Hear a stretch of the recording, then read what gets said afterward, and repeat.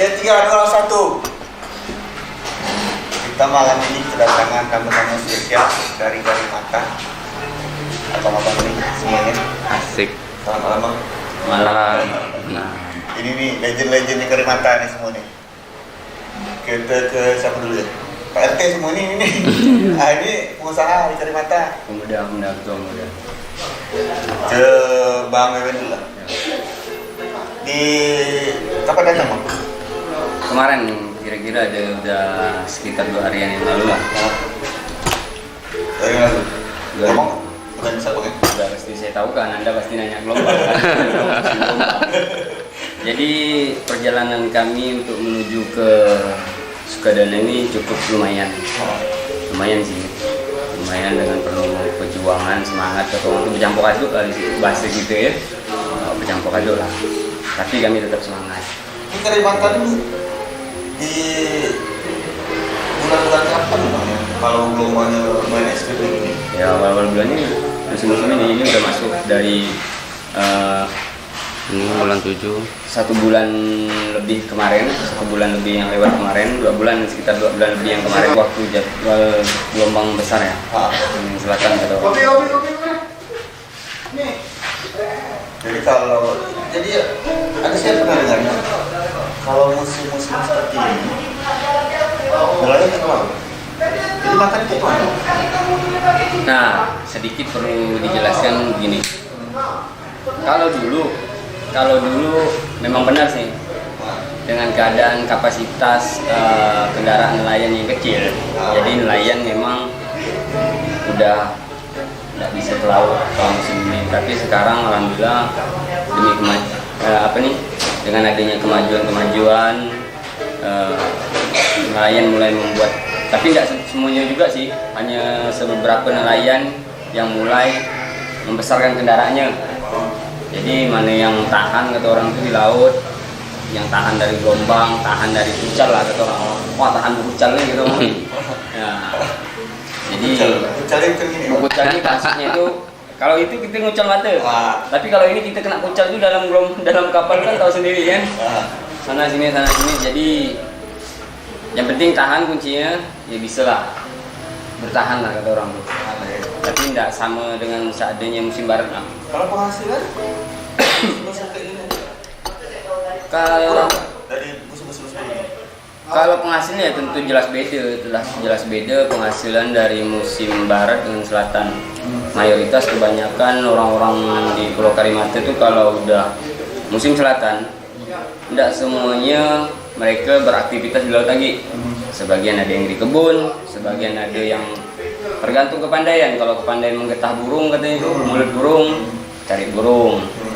Nah, sebagian juga kalau seandainya yang aktif di darat yang biasa bahasa itu kata orang tuh ngambil upah penebasan kebun, terus penurunan kayunya itu isinya itu untuk pembuatan perahu orang-orang di sana sendiri lah. Nah yang kalau selama abang ke laut di kira-kira yang paling ekstrim yang pernah abang temui di laut berapa meter itu Bang? Kalau masalah gelombang berapa meter, ya tentu Bang Ijal sendiri pernah merasakan waktu di sana kan. Sedikit saya buka cerita lah kata orang tuh, sampai Bang Ijal pernah mengingatkan kita, Jen, kalau tidak mampu jangan dipaksakan kan. Jadi kalau kami orang pulau itu udah terbiasa Bang, dengan keadaan di pulau itu kalau seandainya gelombang besar sekalipun, kalau kita udah terlanjur di laut, mau tidak mau bahasanya itu yang kita udah terlanjur terutang, bahasa kasar ini kan. Ya mereka ini kan ke laut ini tetap ngambil ongkos, ngambil perbekalan, minyak apa segala macam yang udah terlanjur di laut. Tidak akan mungkin mereka pulang kembali kan. Jadi yang udah terlanjur terbeban nih, tergantung rezeki lah, hadapi terus lah. Nah, kalau masalah kita katakan terbalik seperti yang Anda takutkan seperti keadaan waktu saya jemput Anda tuh, ya kita berserah kepada yang di atas lah. Jen. Kalau takut jangan terpaksa. Asli. Iya. Ini kan Karimata ini bukan cuma sekedar tentang laut ya. Iya. Karimata tuh banyak potensi yang ada di situ. Ke Pak Mo Aweng lah, Bang Mo Aweng. Bang Uje. Bang Uje. Bang Uje. Gila, Ujang Bang Awin. Bang Uje. Sama Awin. Ujang Awin. Kalau masalah potensi alamnya Ah, maupun di laut atau di darat itu, Karimata memang cukup terkenal gitu kan. Tapi sekarang ini kita lagi merintis nih. ah, Nah, supaya daerah kita ini tidak ada lagi musim. ah. Maksudnya seperti itu. Gimana maksudnya? Maksudnya itu tidak ada musim lagi. Jadi sekarang ini kan musimnya itu musim angin kencang. Hmm. Jadi maksud saya musim angin kencang ini gimana supaya tidak ada musim lagi. Karena di laut itu gelombang bisa mencapai 3 meter, biasa kalau musim ini 2 meter. Tapi kalau bisa sekarang ini kan masyarakat itu tidak ada lagi musim. Jadi gimana kami kesini ini cukup lumayan lah, jauhnya juga lumayan demi untuk istilah itu untuk juang daerah kami gimana caranya Tapi sekarang Bang, ini yang harus kita lurus ini merintis tadi ya. Apa yang merintis? ini masalah pariwisata. Oh, pariwisata. Pariwisata itu. Tapi kalau daerah pariwisata itu tempatnya masih bagus. Cukup bagus sekali. Oh ya, nanti kalau mau lihat pariwisata tentang Kalimantan nanti lihat di link deskripsi bawah. Oke. Ah, jadi di sana punya apa Bang? Kalau di Kalimantan? Punya air terjun. Nah itu udah pasti air terjunnya air tawar ketemu air asin. Itu ada Air tawar ketemu air asin. Ya, yang jelas itu pasirnya putih, bersih. Punya Bukan editan berarti? bukan editan. Masih alami. Alami. Ya? Alami. Nah, menjadi masalah nih Bang, menjadi masalah kalau di tempat pariwisata ini biasanya yang paling utama itu adalah sampah. Kalau masyarakat di sana gimana? Kalau masyarakat di sana masalah sampah ini kan ini masih lagi diatur gimana supaya suatu sampah ini bisa bersih. Jadi masalah hal ini yang itu yang perlu kami pikirkan gimana cara membersihkan sampah. Tapi jelas masyarakatnya pasti udah sadar dong Bang, tentang sampah. Udah sadar. Tapi tinggal penggeraknya. Nah, jadi yang jadi masalah ini kan sampah ini bukan cuma sampah yang ada di situ kan yang dibuat oleh masyarakat. Tapi sampah pun ada sampah kiriman kan itu memang benar nggak Bang? Katanya kalau ada musim air merah, airnya warna merah, sampah-sampah dari luar itu masuk sendiri. Betul. Kayak mana Bang kejadiannya? Itu sampah itu datangnya itu dari yang jelasnya itu dari sungai-sungai yang terbesar seperti dari Pontianak, dari Ketapang. Itu semua arusnya itu numpunya ke tengah lautan. Jadi di Pulau Karimata itu kan selat. Jadi perputaran arus itu sampailah itu di daerah kami. Jadi sampah itu terdampar ke pulau kami. Berarti di daerah-daerah lain pun Ketapang, Pontianak juga ikut menyumbang sampah. Ya, karena di laut di selat ini kan arusnya ada pertukaran arus. Kalau kayak musim ini, musim selatan dia kan arusnya selatan. Jadi kalau musim barat ini kan arusnya utara. Jadi sampah ini kalau musim barat kan itu hujan kan paling banyak hujan. Jadi sungai-sungai yang terbesar, daratan yang besar, dia tetap akan mengeluarkan air yang deras. Jadi sampah itu akan ngikut ke tengah lautan. Jadi musim barat arusnya utara, itu sampah pergi ke selatan. Setelah selatan datang, sampah itu akan terdamparlah ke sebuah pulau. Karimata pasti. Nah, buat yang suka buang sampah ke laut, buat yang suka buang sampah sembarangan, buat suka buang sampah ke air, malu lah sama mereka ini. Kasihan sama mereka dikirim sampah ya, coba kirim duit.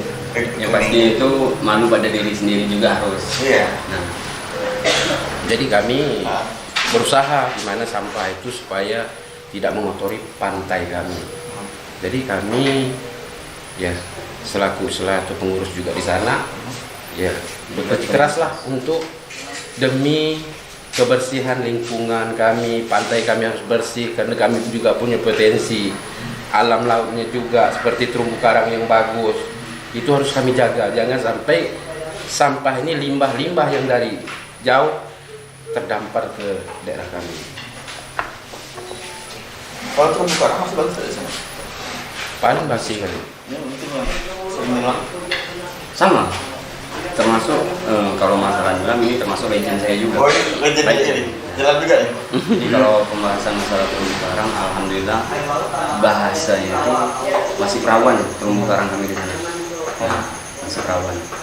Dalam arti kata kami katakan itu masih perawan, belum ada orang yang pernah nyelam ke sana lihat tuh ini. Nah ini kan Karimata bukan cuma tentang laut, bukan cuma tentang air terjun, juga tentang hutan. Bang B, kalau di hutan, saya tahunya Bang B di hutan nih. Kalau di hutan kayak mana Bang? Apa saja sih yang tanaman-tanaman yang ada di sana?